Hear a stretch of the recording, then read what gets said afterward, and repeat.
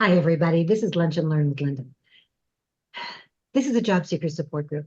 And I know you're not happy to be here, but I'm really happy to see you. We're all here to support one another and provide advice, support, answer your questions, give you ideas in any way that we can. We're all in the same boat.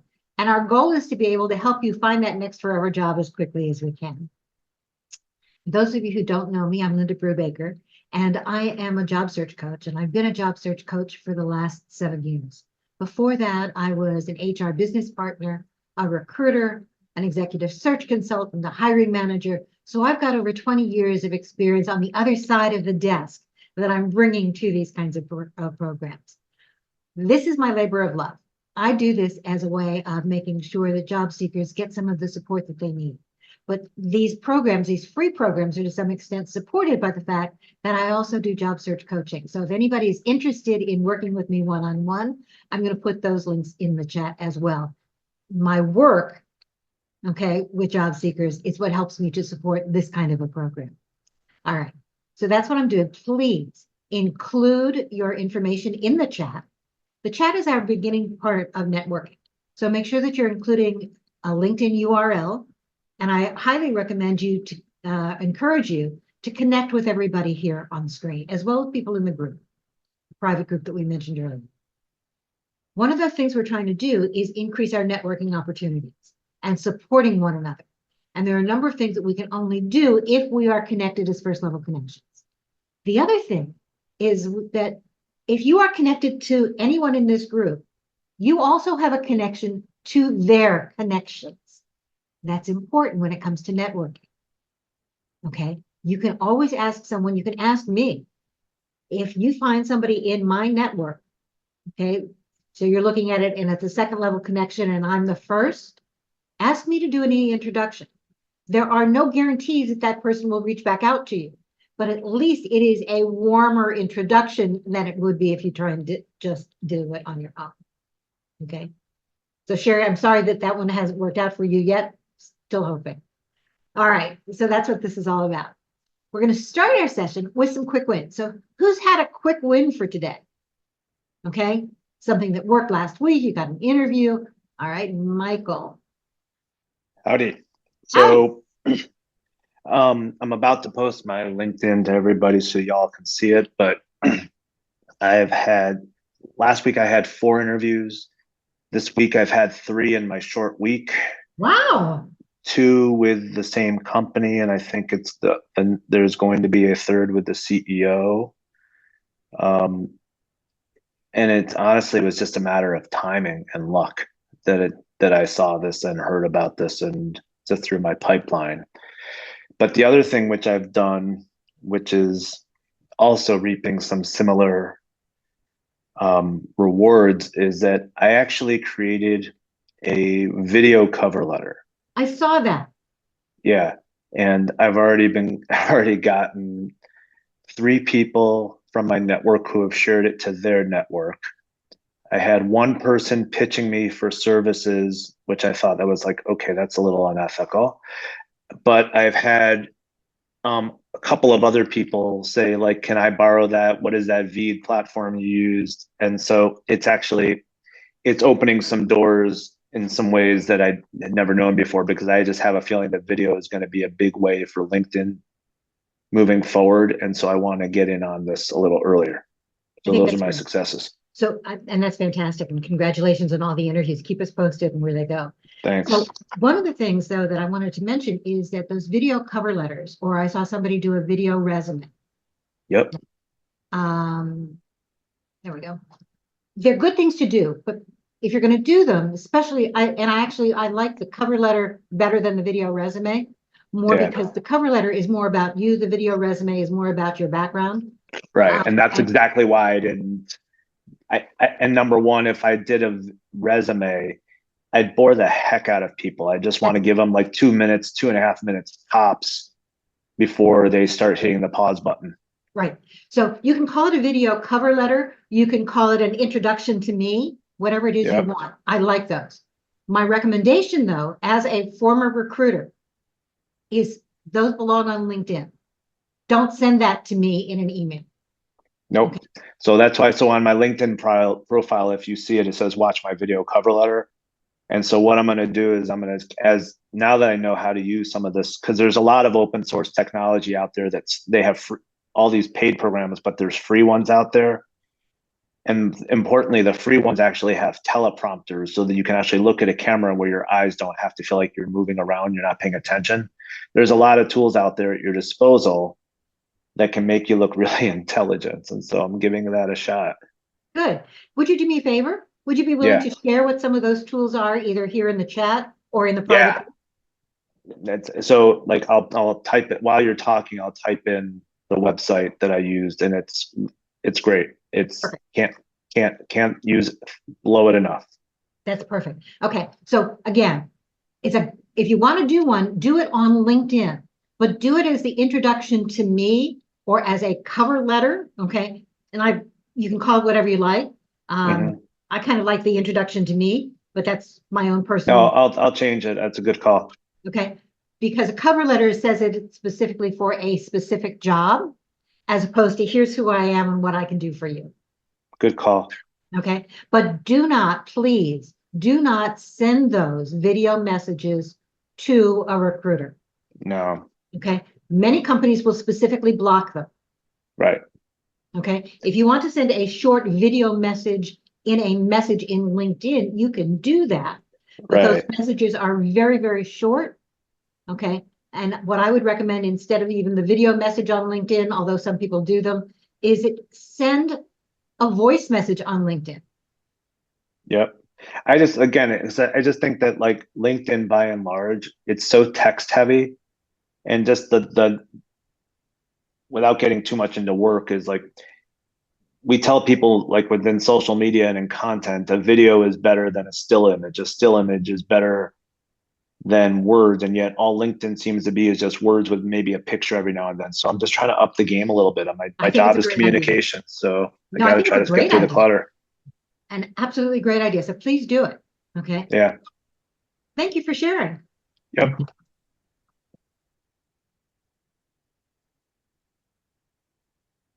Hi, Bo.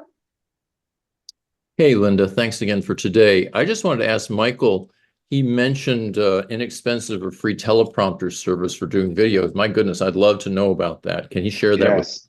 So if you look in the chat, there's a program that I found called Veed, which is veed.io. And Veed is literally, while they have paid enterprise systems, they actually, when I typed in on Google free teleprompter online, this is how I found this. It's better than QuickTime. It's better than I liked it better than Vimeo.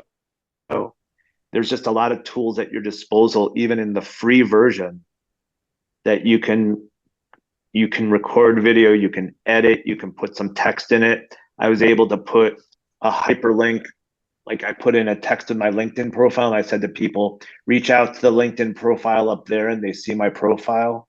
So you can make it very customizable for free. Thank you very much. Of course.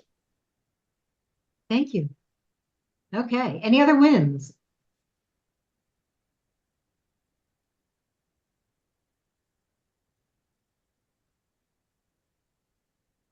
Okay. Then let's start going with the questions because today is really all about you. I'm here to answer whatever kinds of questions that you have, and then let's move forward. Who's got the first question?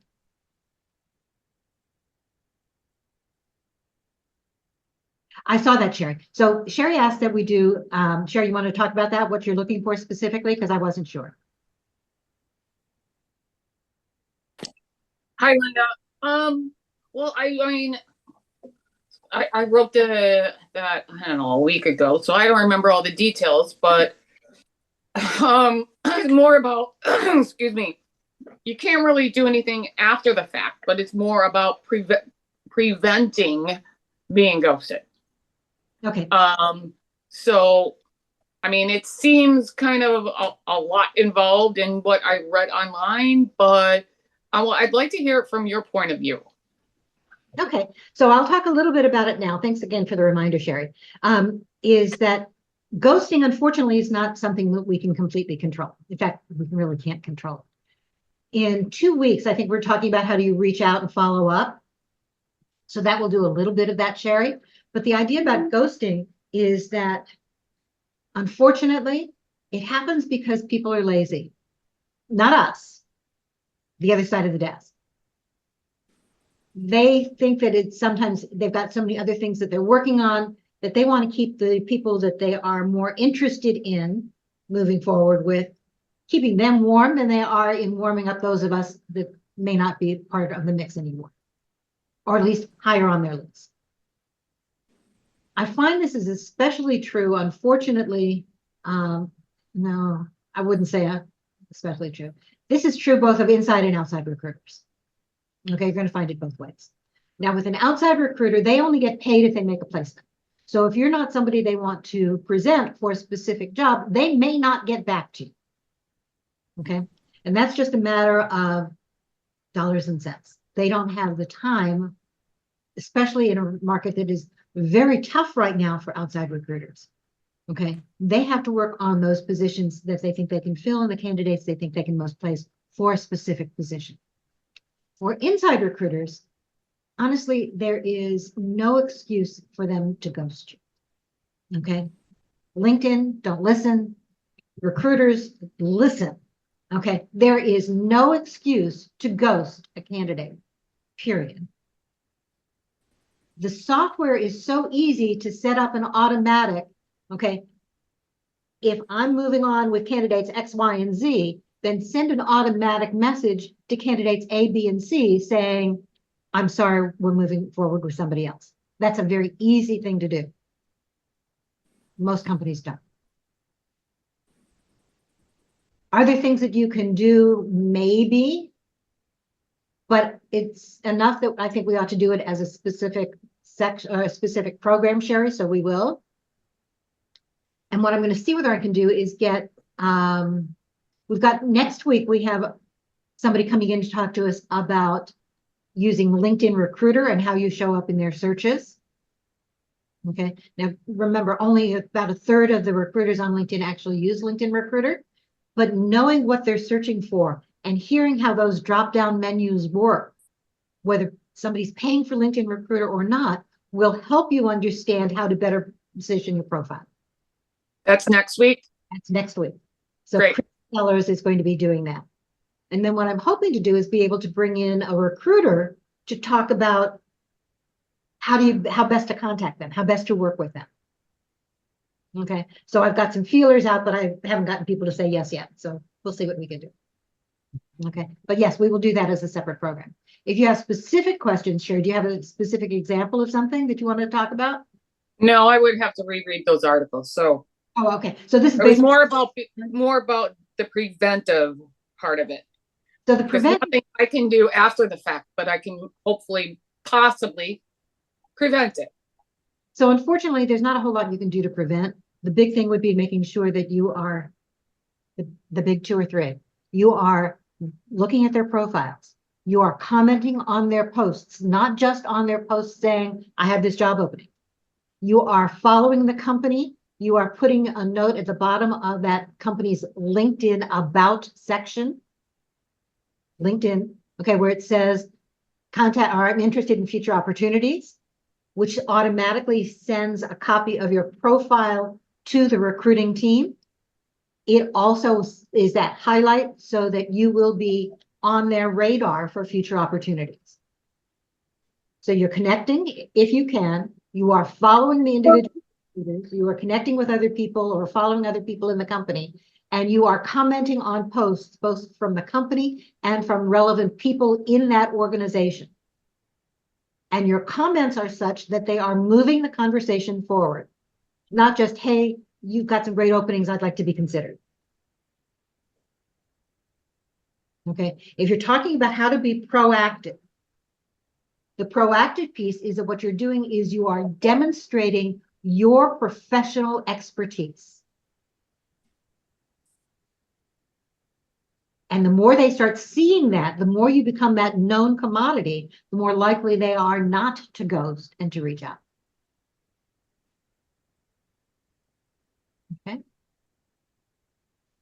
Hope that helps. Yes. Good. Okay. Eva, I'm looking for you up here. Can you hear me? I can hear you. Is your camera on? I'm looking to find you. Great. Apologies, my camera's malfunctioning. I'm not sure what's happening. Just sort of a follow-up to Sherry's comments on recruiters. So my problem with recruiters is I'm in a niche field of corporate security, physical security, risk management, crisis management, risk management. There's many different titles for what I do. And honestly, I'm having a hard time even identifying recruiters who will place folks in my field. And when I do reach out to them, A, I either get ghosting, B, I get, we'll keep you in mind when something opens up, or C, very sort of kind of like an overwhelmed recruiter who has like a ton of people for the role, and like they're hesitant to even like put me in front of a client. So what is a good way to find recruiters that will work for you and recruiters that are effective? Okay, so you have a misconception there.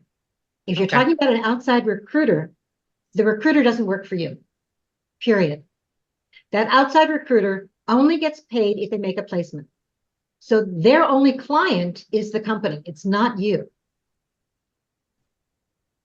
So when you're asking for an outside recruiter to work for you, that's asking for something they honestly don't have the time or energy or bandwidth to do. Yeah.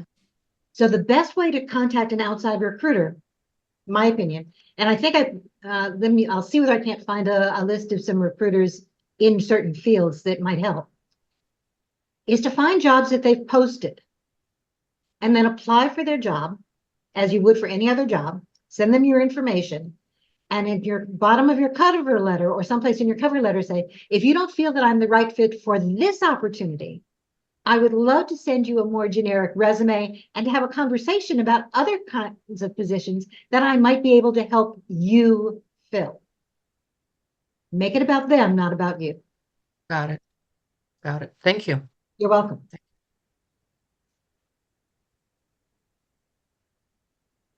In terms of trying to find other recruiters, the internal recruiters, look on the LinkedIn pages for those companies that you're looking for. Bo, you have a question. Peggy, sorry, Linda, just piggybacking on that. I was talking with someone this week who said that her best success has been through recruiters. So your idea of creating a list for us of targeted recruiters would be very helpful. Sure, I'll do my best. Thank you. You're welcome.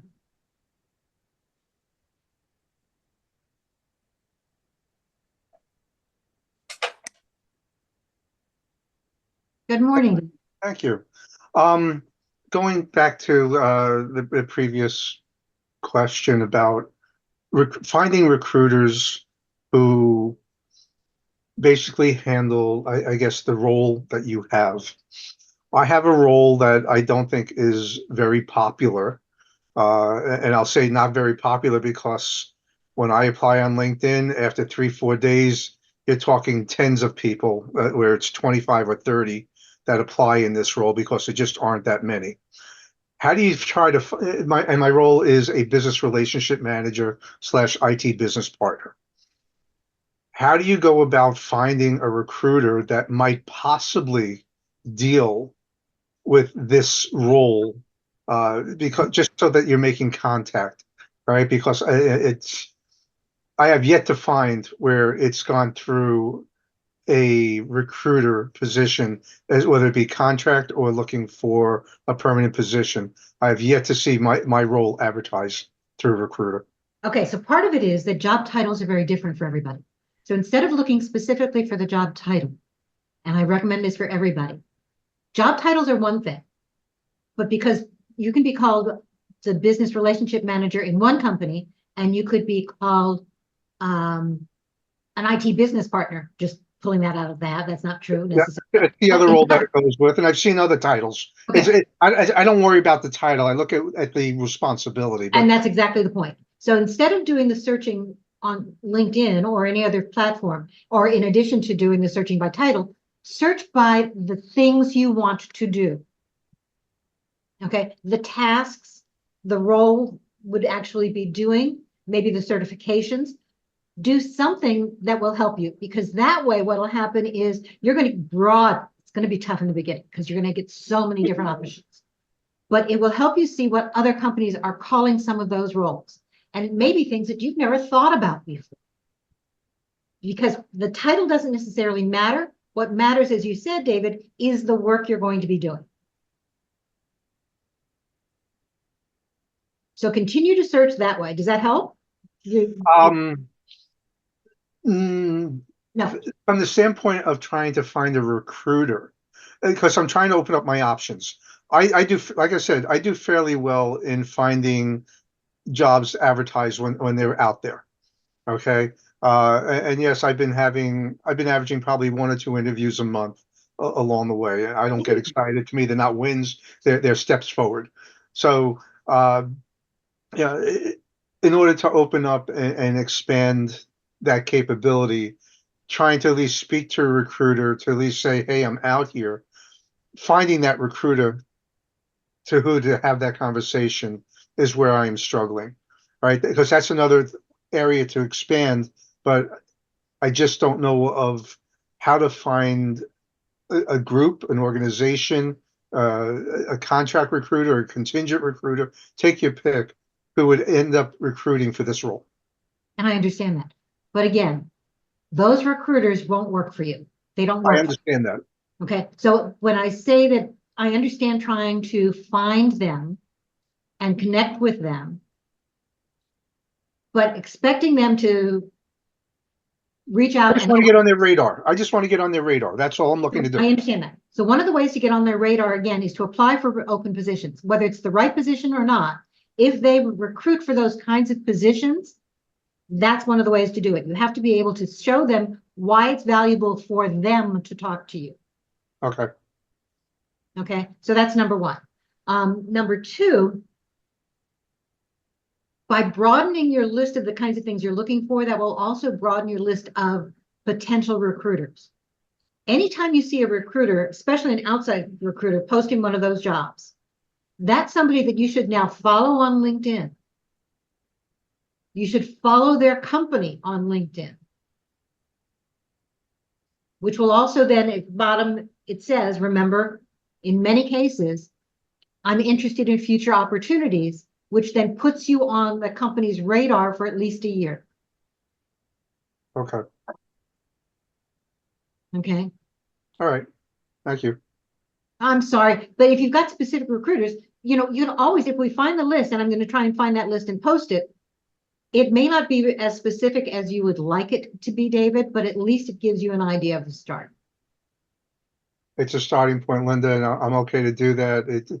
Again, it's just a struggle because I have yet to find very many roles, and I'm saying roles as opposed to job titles, that have been advertised by recruiters that fit in line with what I do. It's not that there's none, but it's been very few. Okay, so then maybe, and David, this isn't specific to you, it could be to anybody. If you're not finding the roles, then sometimes it's okay to expand what you're looking for, change the parameters a little bit. We all have so many transferable skills, and we get locked into certain job titles or certain ideas of the roles. If we broaden it a little bit, that might also broaden your opportunities. Okay. Thank you. You're welcome. Linda, Yes. I might just recommend David as well. I don't know if there's professional organizations that, are at least adjacent to or have in scope the kind of roles that you're looking for. And that might be another avenue for connection building. Absolutely. I am part of some organizations. There's actually a business relationship management institute. I'm part of that. So doing what I can where I can. So thank you. Okay. Another thing that you can do is take a look at some of the groups on LinkedIn. Groups on LinkedIn are an underutilized resource. Check to see whether there are groups that concentrate or talk about the kinds of things that you want to do. Already a member. There may be more than one, but then I would ask there as well those questions about what kinds of resources, what kinds of recruiters have you found? What other job titles have you done? What other ways have you been able to broaden your experience? manager business analysis, manager business systems, even looking at manager of a PMO. So I'm covering the bases as much as I can. It's not strictly the role that I labeled off just before. Oh, no, look I understand well that. and beyond it. So, all right, thank you. You're welcome. But asking the groups as well if they have recruiters that they've worked with successfully in the past. I will. Thank you. Okay. One other thing in terms of if you're in that IT kind of field, I don't know whether DICE is going to have much of what you're looking for, but it's a job site specifically related to I've done DICE. When I was contracting, I've done DICE. I'm exactly. very much aware of it. Thank you. You're welcome. There's also another one out there called OTTA, OTTA, for those that are in IT that is also becoming very popular recently. Oh, I haven't heard about that one. Would you add it to the chat? Um, Somebody just did. I've got to remember. I get the updates on it, and the actual URLs escape me. But I'll put it in. I'll get it and I'll put it in the chat. Very good. Okay. Thank you. One other thing. Okay. You hear a lot about ChatGPT. And I admit that I am a very, very newbie with that process. But if you ask ChatGPT for recruiting firms who recruit for positions such as, and give them a list, they might be able to give you some ideas and then help you refine it.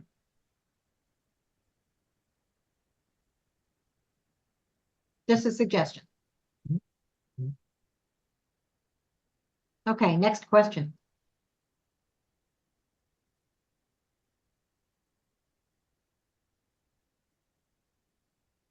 Lisa. Hi.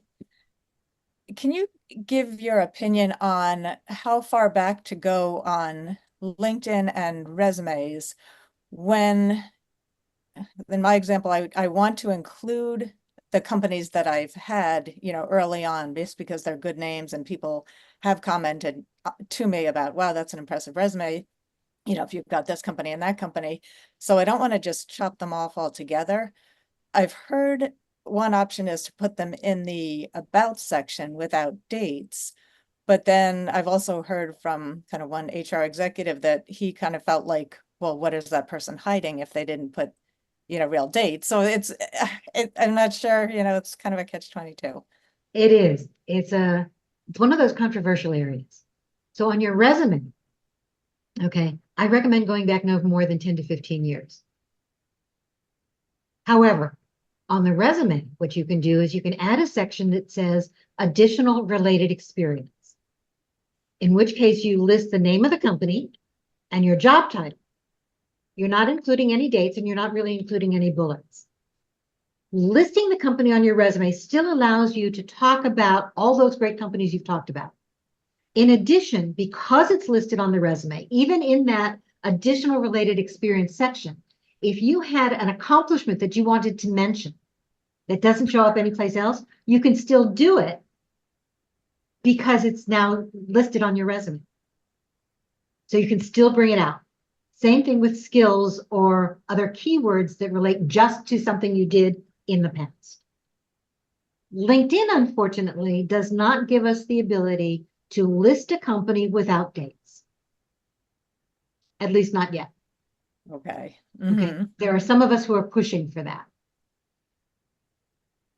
So yes, you can keep going back as far as you want to, but honestly, I can't tell you that ageism doesn't exist.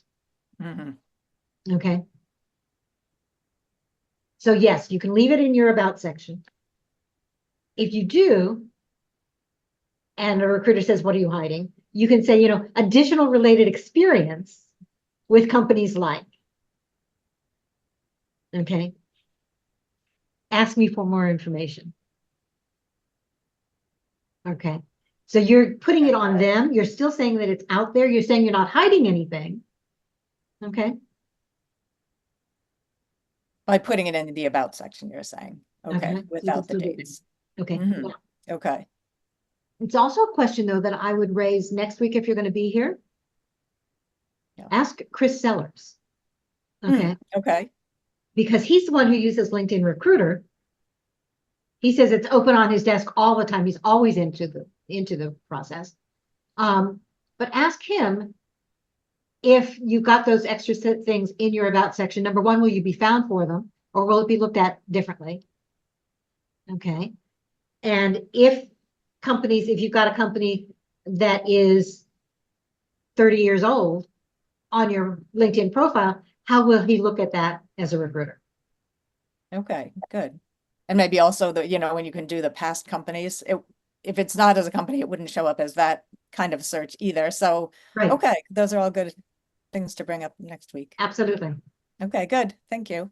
You're welcome. Linda, one other approach I've seen to do that is in the most oldest career entry that you do show in LinkedIn, to just say additional experience at the bottom of the text section of that, and just make sure it's very clearly demarcated as not actually related to the actual entry, which is dated, because like you said, it has to be dated, but it's a way to get it into the experience section and not in the about section.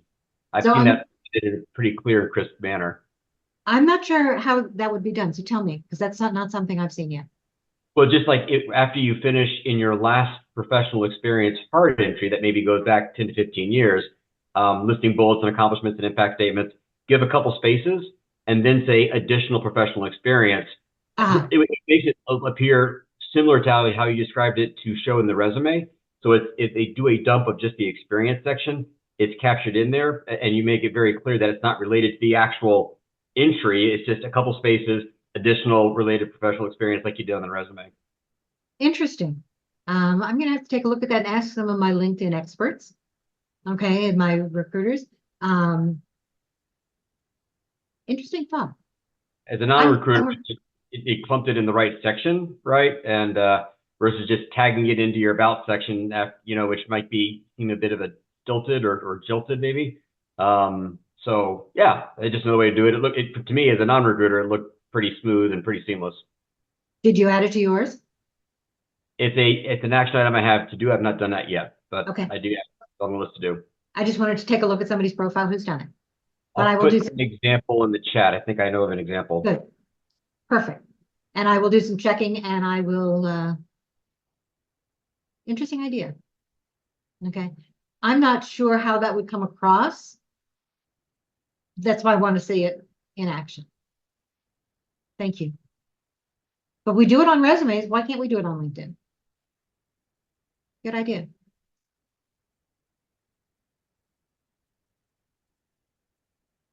Hi, Pam. There you go. Hi there. Hi there. Similarly to the last question, if we have work experience that is basically one job that goes back to the 1900s, which sounds like a funny way to phrase it, but it's what it does. Do we shorten that experience to be only go back to 2010? Or do we put it all in? Are you talking about I have one job. I opened a company in 1996. I closed it in 2021. Previous to that, I was at home having, doing stuff. So I have toyed with the idea of shortening that business owning experience. But there's something to be said for owning a company for 25 years. I mean, I guess you would have thought. What kinds of roles are you looking for, Pam? I'm looking for roles as senior levels in customer support, tech support, operations. I guess I'm still struggling with that here 11 months later after my layoff, and because I did close the company to go to work for somebody in what I thought would be a stress-free job that would last me to retirement. Ta-da. There are no forever jobs anymore. They're just that's the part I did not know about when I left my safe haven to go to a job. It was actually an irresistible opportunity. I really, it really was. It was great pay, low stress, phenomenal people, really nice company. Um, so I really don't have any regrets for going to work for them. I have regrets about being in a fifth round of layoffs, but that's a whole different thing. But I don't know on my resume if they see that I had this job for 25 years. Are they it? Okay, so here's my recommendation. I've seen people do it both ways. My recommendation would be that you didn't do that much different in the extra 10 years of that position than you did in the beginning. That is going to be important for the job you want to do now. So I would probably truncate it. And what I would do would be to say additional related experience and list the name of the company and just say various positions, or just put in a position type. That's a way of them saying that, yes, it lasted longer than however long you've listed it. But to be honest with you, as a recruiter, if experience is older than probably 15 years, I may not pay attention to it anyway. I may look at some of the company names if they're new names, because that tells me a little bit about the history. But if it's that old, unfortunately, many recruiters, and honestly, 15 years isn't that long ago. Feeling my age more every day sometimes. But, okay. But unfortunately, recruiters will look at it and say, that experience is so long ago, it's no longer relevant. Right. So they don't seem to look at the fact that I was doing that job in 2021. They only look at the fact that I was doing that job in 1996. Correct. Yeah. That's why. So then just under the job, I should just put each title that I did and responsibility. That's a really interesting idea. Okay. And if you want to show that they're all in the same company, there are ways that you can format that so that Right. both on LinkedIn and on your resume. Got it. That's okay. I can work on that. Okay. So that's another way of doing that. Thank you. Next question.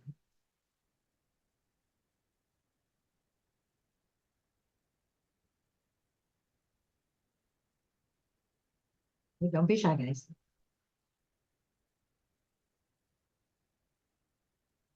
Look in the chat. Somebody said something about ageism, Linda. Oh, I haven't had a chance. Wondering why ageism exists? Boy, I wish I could give you an answer for that. JC, you want to come on screen and talk about that a little bit? Or at least unmute yourself so you can explain what you were looking at? Yeah, it's just a thought that I had. If they're looking for a younger person because they think they're going to stay around for a long time, that doesn't really happen these days. But somebody made a good point in response that companies don't want to pay what someone with experience wants. But my thought that too is very short-sighted, because it seems to me that they'd spend far less in salary than they would in training to get that other young person up to speed. So it doesn't seem logical to me. JC, it's I just wondered if you or anyone else had any thoughts about it. not logical to me either. And we're starting to see some companies who are beginning to recognize that age should not be the barrier. You're right. Because companies are starting to recognize too that people don't stay around forever. Most generations are not like we were. You went into one company and you expected to go there from the start of your career to the end. People jump around. And that's, excuse me for interrupting, and I think that's due in large part because companies don't offer pension plans any longer. That was the incentive to stay a long time with the company, because there would be reward for you in your retirement at the end. And once companies move towards 401k that you can take with you where you go, the incentive for long-term loyalty to a company diminish quite measurably, I feel. And that may be, I think it's also the fact that people have discovered that sometimes they can make a greater salary by jumping companies than they can. Oh, Or- that's definitely true. Yep. Okay. I've also seen it related to, if y'all remember the old frame, what is it, the Peter Principle? Mhm. Okay. You stay someplace long enough and then leave just before your mistakes can be found out. So there's some of that. There's also some of the fact that you will always want to try something new, not just that the grass is greener, but there are new opportunities out there and people like to take advantage of them. And it's sometimes easier to grow going from company to company than it is staying within the same company. But in terms of that ageism thing, I cannot tell you that it doesn't exist. Boy, do I wish I could. It unfortunately does. But as the number of skilled workers is decreasing, companies are beginning to recognize that the older worker, and older these days is defined as 45 and up, is a valuable resource. There have been a number of articles posted recently about retirees who aren't retiring. Okay, your retirement age and you're still there. Whether you're starting something new or whether you're continuing with what you've been doing before, that age isn't necessarily an impediment as far as we're concerned. So here's why I think companies are concerned about hiring the older worker. I call it the terrible twos. They think of us as being too old, which translates to too experienced, too expensive, too stuck in our ways. Too experienced means that if you're too involved in what you've been doing before, you've got too much experience and the job isn't going to include all of that, you may not be willing to come in and do the job as it's specifically listed, which is one reason we talk about changing your resume and your cover letter and even your interview stories to focus just on this job, not on everything you've ever done. Focusing on everything you've ever done in your resume, in your cover letter, tells people that either you haven't read the job description or you aren't willing to do just what this job wants. And job search right now is all about them, not about you. So when they say that idea of being too experienced, it's will you really be interested in doing the job as it is, just the job as it is, because that's what I'm hiring for right now. Will you be coming in and telling me what to do? Because you may have more experience than I do as a manager. So all of those concerns are there.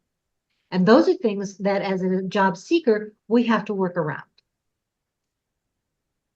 The too expensive, not a whole lot we can do about that. But part of that comes with the idea of you've got all that experience to bring, and companies need to start paying and are beginning to pay in some cases for that added experience and exposure that you bring. Not all of them. And if you go back to the presentation that was done on negotiating your salary, those are the kinds of things that you can bring in. So there's that. And then too old to experience, too unwilling to change. The longer you've been in the same company, and honestly, this truly does work against us. If you've been in a company for a long period of time, and I'm going to say long meaning 8 years plus in the same company, it says that you are used to doing things only the way that company does them. It raises questions, unwarranted questions, about whether or not you are willing to learn something new and can do something in another way. Too often we hear job seekers, or I've heard job seekers say, oh, I've tried that before and it didn't work. Or this is the way I've always done it, and it works.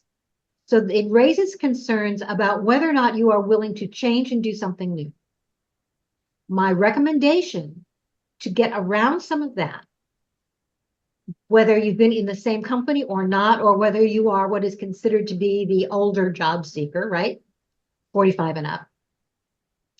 Take a class, whether it's a LinkedIn Learning class, whether you've done something free from the library, whether you're doing a free class on Coursera or Udemy or anywhere else. Take a class, add it to your resume, add it to your LinkedIn profile, and add the date. What that does specifically is call attention to the fact that not only are you interested in learning new things, not only can you learn new things, but you are actively moving in that direction. It goes a lot toward countering that whole idea of ageism. Yeah. The other thing is that we have to be really, really careful and methodical about learning new technology, because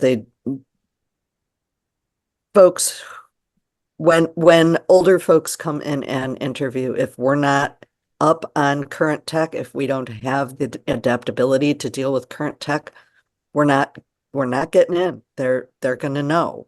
They are going to know. And they see I'm sorry, I'm getting over COVID, so I'm like hacking Oh, up a little. sorry. I apologize. Thanks. 4.5 years without it, I did good.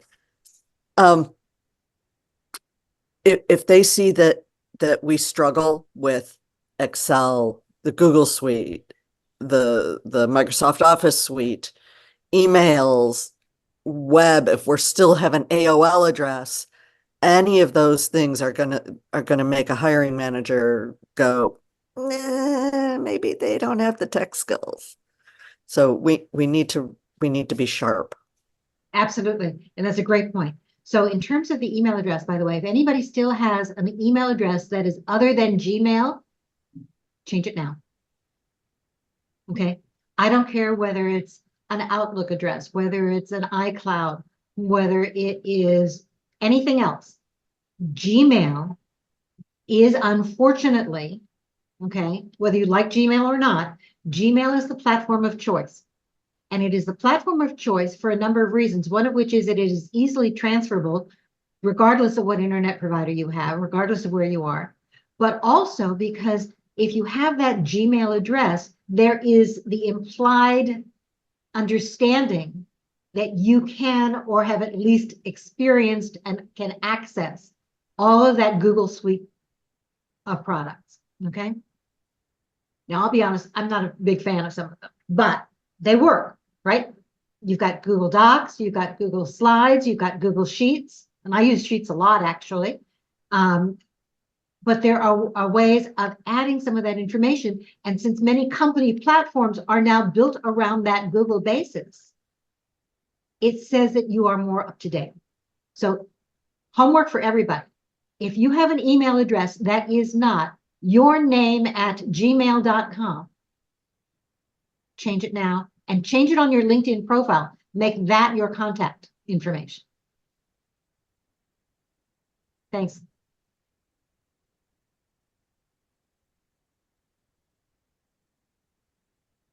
Carl. Regarding the topic of email addresses, some schools, especially if you went to, let's say, a school with some notoriety, offer that as an email address, and it can forward to the working email address like Gmail. From a branding perspective, having that as, linked to your name directly up front, I've been told is actually a positive move. And I think that's why some of those Morley schools offer that. But what are your thoughts on that approach? My thought is if you are a fresh grad, it's fine. If not, it looks unprofessional. Can you go more on that? Why would that be considered unprofessional for that approach? So if your email address is, say, at University of Chicago. Sure. Okay, just using that as an example. Typically it's at alum.institution.edu, but yeah. Right, okay. And some of them are at alum. Some of them are not, they're just at, okay? And I've seen them both ways. Okay. If it's at alum, it's better than just at the edu, but it still says, as a recruiter, I don't know that that feeds into Gmail. It says that you are so invested in the college that it isn't necessarily you. It's not necessarily a good thing or a bad thing, but I would really, honestly, I would rather have your name at gmail.com. Easier for me to remember. It looks a little more professional. It's okay. I want to associate you with you, not with the school that you attended. Now, by the same token, that college that you attended, that alumni group can be an important part of your job search. So make sure that you are listing them on your profile and that it is up in the top is part of, okay, that profile contact information. But join that profile group and also then make sure that you are reaching out to people in that alumni group as ways of broadening your network and of connecting and doing some networking with them. They can be a very supportive group. And not only that, people who are in that same alumni area are more likely to respond. Okay, because you already have that in common, especially if you're talking about. But my recommendation would be to go to straight Gmail. Okay, thank you. You're welcome. By the way, when you're pulling up that email address, okay, I highly recommend that it is your name at, please not hockey mom at, okay, or had one who put in the name of his favorite video game. And this was a 47-year-old guy. Please don't do that.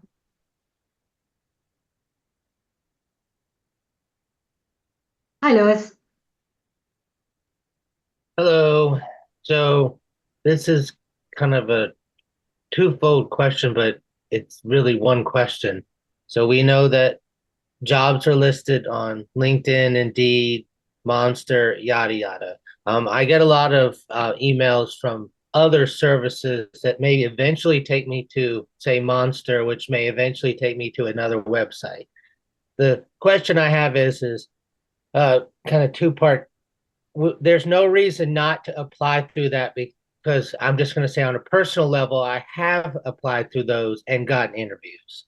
But I'm just asking, there's nothing wrong with applying through those. That's part. The other part of the question is, we can go to the company website. A lot of times what I'll do is I'll look to see if it's still on the website. Now, if the job is not still listed on the website, but there's still a way to apply, what is your opinion on, well, maybe there's some reason for that, or maybe I'll get in at the tail end and try to network. I'm just curious because, again, I've had that where I'm like, what the heck? I just hit easy apply on LinkedIn. Maybe they didn't put it. I don't know. I mean, I have gotten interviews that way too. So I'm just curious your opinion on kind of that interwoven two-part question. Yeah, no, I understand. Actually, it's a very good question. Okay. So there are several main websites that are posting jobs. Okay. And there are a number of them. But one of the things you mentioned is the fact that a site is taking you from this site to this site to this site to actually get to where the job is. The site that is doing that, that's making all of those referrals, is what we call a spider. It's pulling information from the web, not necessarily a site where people are posting on it directly. Monster, Career Builder, LinkedIn, even Indeed are sites where posts are posted directly, or they've got the arrangements so that they're pulling them directly from company websites because companies say we can do that. Some of these other sites, Glassdoor as an example, or ZipRecruiter as an example, are for the most part, they're aggregators. They pull information. So what you see there is information you're going to see elsewhere. But in many cases, just as you mentioned, Lewis, those jobs that you're seeing are no longer on the company websites because when it goes into some of those spider sites, it's already an old posting, just because of how that works. My recommendation always is, I don't care where you find the job, but go to the company website and apply there. The reason for that is that we are finding more and more that there is a time delay between when you apply on a site other than the company's website and when the company's recruiters actually see that information. In some cases with LinkedIn Easy Apply, we found that those responses just get lost in cyberspace and never make it. That doesn't happen all the time, but it does happen. And there can be as much as a week delay between the time you actually apply on Easy Apply on LinkedIn and when it gets to the recruiter for the company. It's not worth the risk. So find the job wherever you want to find it, but apply directly on the company's website. But that doesn't include, say, Workday, because Workday would be the direct website, which I found, like Workday's, if for everybody, that's one of the major companies that companies and corporations uses to for you to apply, and that's their application versus, a lot of times you'll see on a company website, it's their kind of website with maybe they had a company, but it's like they're not saying, well, this is the company we use.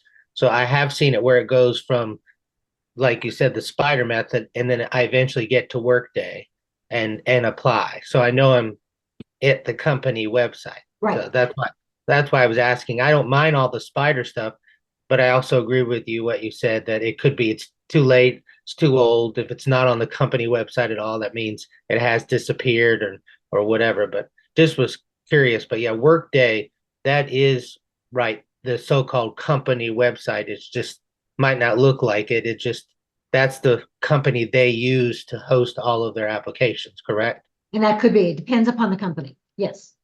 So that might work. But I would still go to the company's website, and you can also see sometimes it will say, here's where you apply. And it will transfer you back to Workday. So check it out that way as well. But company website, if it's not posted on the website, should you still apply? If the company is a small company, they may not post jobs on their website. Okay, there may not be a careers link. So you might try it. If the job is no longer posted on the company website, should you apply elsewhere? You might, okay, speaking as the recruiter, but what I would do, I think, is to send the recruiter a message, if you can find the recruiter's name, or send the company a message saying, I know this is no longer posted on your website, but I thought, it's such an interesting position. I'd really like to be involved anyway. Do it as if it were there. I find that there are fewer opportunities after the job has been pulled. That doesn't mean there are none. It will never hurt you to continue to apply. Okay, you have nothing to lose. And as a recruiter, shouldn't share this, but I do. Okay. I'm most likely to look at the stuff that comes in the first week. And I'm going to go through all of that. But if after the third week, starting week 3, I still haven't found my unicorn, I'm starting to look at fresh applications again.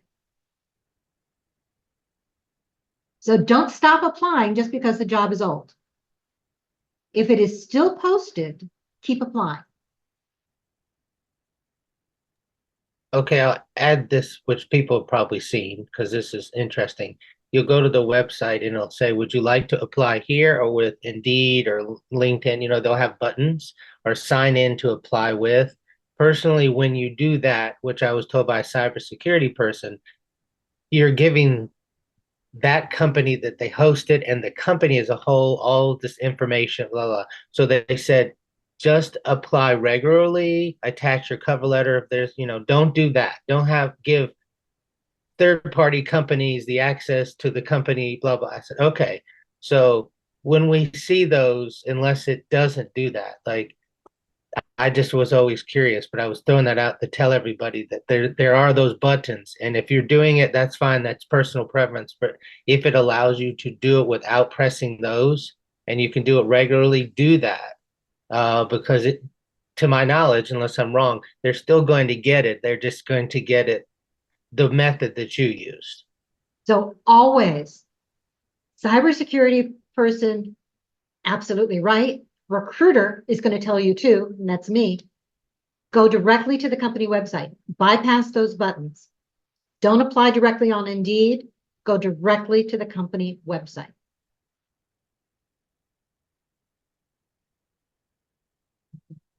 Okay. Thank you. You're welcome. Anything else? Lisa, you got your hand up. Yeah, you mentioned cover letter. That reminded me of another question. I think in one of these sessions, you had mentioned about adding a cover letter as the last page of your resume if there's not a place to upload it.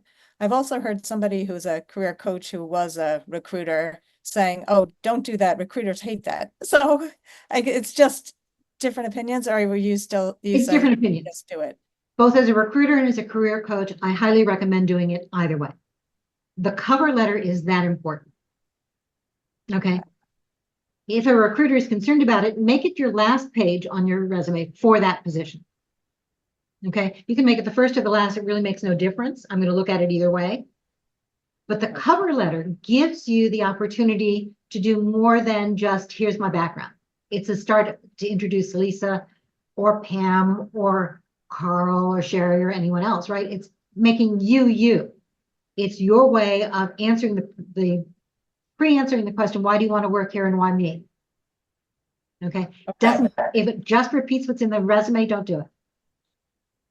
The other thing that you should know, for all of you who are concerned about the ATS system, ATS, by the way, doesn't screen you out, but if you've got keywords in your cover letter that aren't in your resume, the ATS is still going to read them. Oh, good to know. Okay. It reads both. One of the things that I loved about the ATS is when I was putting in my criteria, here's what I want to find. It was almost as if it had a yellow highlighter and it highlighted whatever terms and phrases I asked for in your resume and your cover letter so that I could easily find them. Okay. Okay. Again, just on screen, it didn't print, but it was a nice, easy way to do it. Okay. Good. Thanks. You're welcome. So yes, cover letters are controversial. There are people who say, yes, do them. People who say they're a waste of time. I say that they are a great way to do it. And I recommend them. I encourage them each and every time. It's also that subtle way of telling me that you are applying for this job, not just any job. So whether I read it or not, I know that you took the time to do it. And that's important. Lewis. Just quickly to go back to the ATS, it may have been, we may have addressed it at some point, but when you apply on ATS and you get, through their system, so I'll just say through the actual website, of let's say, XYZ company, and within 24 hours, you're automatically rejected. That's the ATS system doing what you said, that it probably doesn't have what they're looking for, their general specifics, but that shouldn't stop you from what I've been told, and I've done it and it worked, and trying to network and see if you can find somebody, because they may go, oh, you did apply, so sorry, and I actually kind of had this system rejected you. They didn't say that, but they were trying to infer that, oh, we're so sorry it rejected you, but we would love to have more conversation or move you forward. So I would encourage people to know, if it automatically rejects you when you've applied online, which you have to, don't think that, well, I'm done. If you're interested and it's one you just weren't doing for the fun of it, just to see if you could get an interview or something, try to network in. It's worked for me. And I think, Linda, would you not agree with that? That sometimes the systems, they just do it instantly as fast as they can. You're to them, not the company, but to that computer, you're done. But you're not completely done. Okay. And you're right. And you're wrong. Okay. So you're right. Just because you've been rejected doesn't mean you shouldn't follow up. You can still make conversation. You can still reach out. You can still do the networking, try to get your foot back in the door. The system is not going to automatically reject you unless either it cannot read the format of your resume. So if it can't read it, can't do anything with it. An ATS system is an electronic file cabinet. It's really all it is. It requires human hands, human eyes to set the criteria for what's going to be seen. Now, in some cases, I can set an automatic knockout question for my ATS. If the resume does not have A, B, C, say no. So I'm looking for something very specific. Remember, I'm looking for that unicorn, and it's my way of trying to narrow it down. So if I set an automatic knockout question and you don't meet that criteria, that's going to be the knockout. you're going to get that automatic rejection. And in those cases where you have that 24 hours or less, and the system says, it's either that it can't fully read your resume or that it didn't meet one of those knockout questions. Otherwise, the sorting that gets done is done on the basis of information that I, as the recruiter, put into that system. The only way that it can work. Now, I have to tell you that there are some ATS systems now that are trying to incorporate an AI to try and make that work. They're few and far between so far.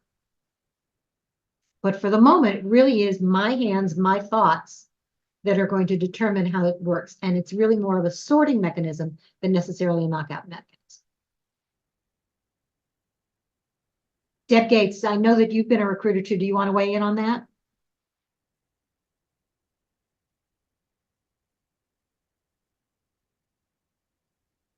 No, thank you.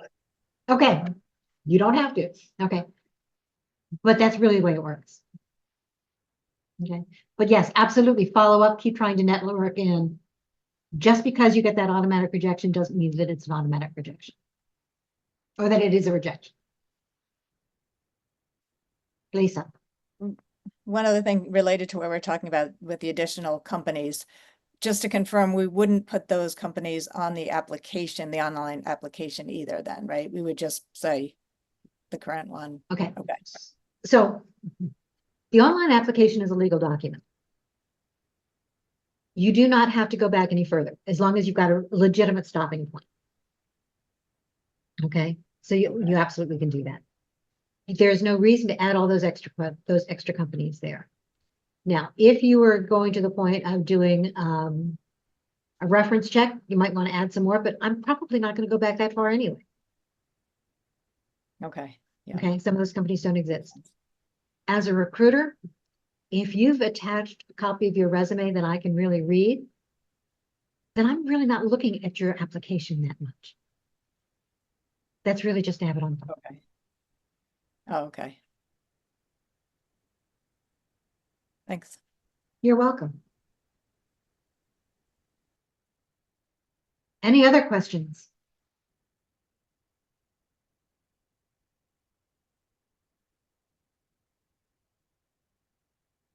Okay. For those of you who stuck with me this long, thank you all very much. Sherry, Yes, did you have a question? me, yes. Okay, so I feel that a lot of people don't use their LinkedIn messaging to the best of their ability for networking.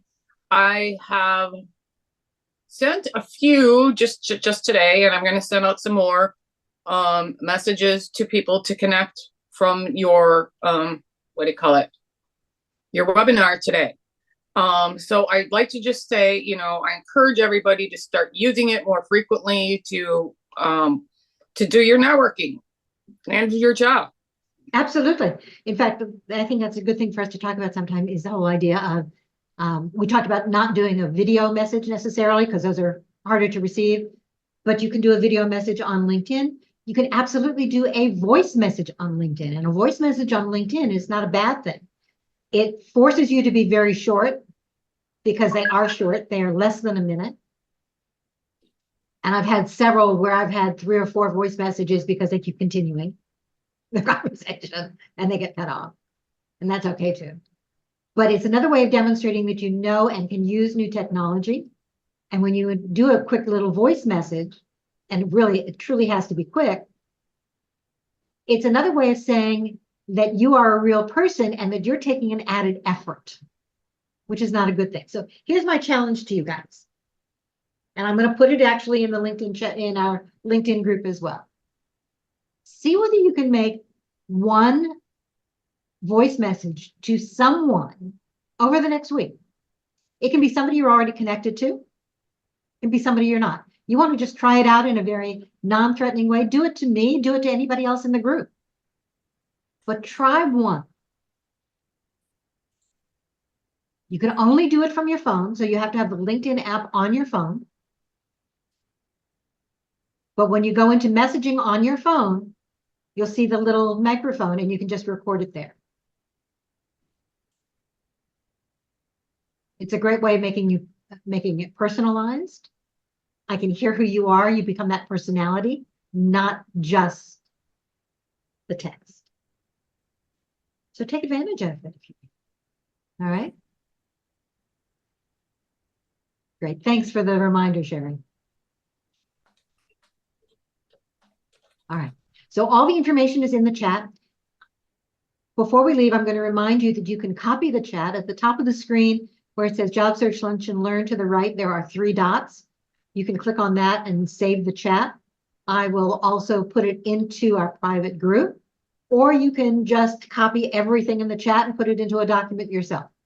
So after we leave, I'm going to keep the room open for another couple of minutes so that you can do that if you like. I'm going to stop the recording.